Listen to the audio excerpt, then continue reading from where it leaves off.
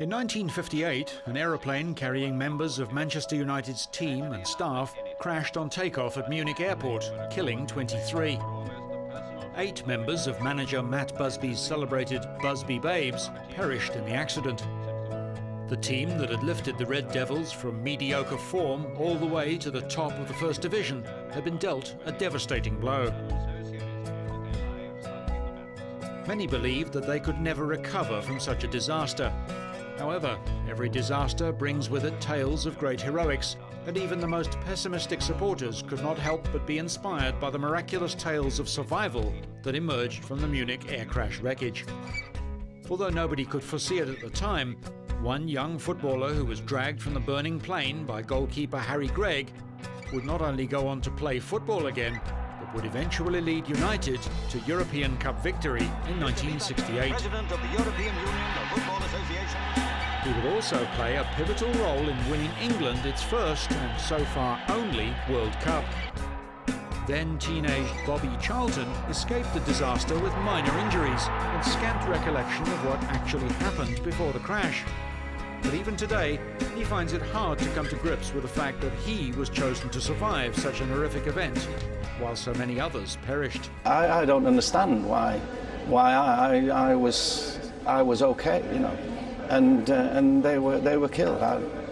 I never come to grips with it. I see quite a few of the relatives, you know, from time to time, and I do feel a little bit guilty. I mean, I can't help it, unfortunately, but it was an unbelievable tragedy, and I hope it never happens again. In one fell swoop, the thriving club that had just won its way through to the semi-finals of the European Cup was torn apart.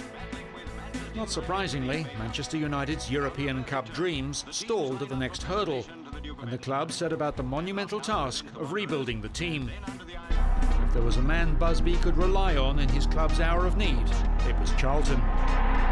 In fact, it wasn't long before he was drafted into the England team, where he set about forging a reputation as one of his country's greats. In a storied career that spanned 3 decades, Charlton's crowning moment came in 1966, when England hosted the World Cup. Charlton had been a key player in England's qualifying matches, but was well checked by West Germans Fritz Beckenbauer in the final. It wasn't enough to stop the hosts, however, who went on to win 4-2 in one of the most thrilling finals in World Cup history. 2 years later, Charlton was given another opportunity to celebrate another record-breaking win in English football history. After many semi-final losses, the 1968 European Cup was Manchester United's shot at glory. With Charlton in career-best form, United went all the way, beating Benfica in the final at Wembley. United took the final 4-1, with Charlton one of those finding the back of the net. Only 10 years after Matt Busby had seen his dream team destroyed, Bobby Charlton helped him achieve the impossible with Man U's miraculous resurrection. His side had been the first English club to win the coveted European Cup. This was a win for Great Britain.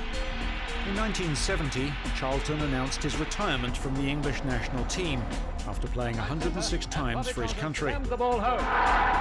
3 years later, he retired from football altogether and played his last game for United in 1973. It was something special, it was something really personal. He played a remarkable 758 times for the Red Devils, a record that remained unmatched until very recently, when Ryan Giggs played his 759th game against Chelsea in the Champions League final in May of 2008.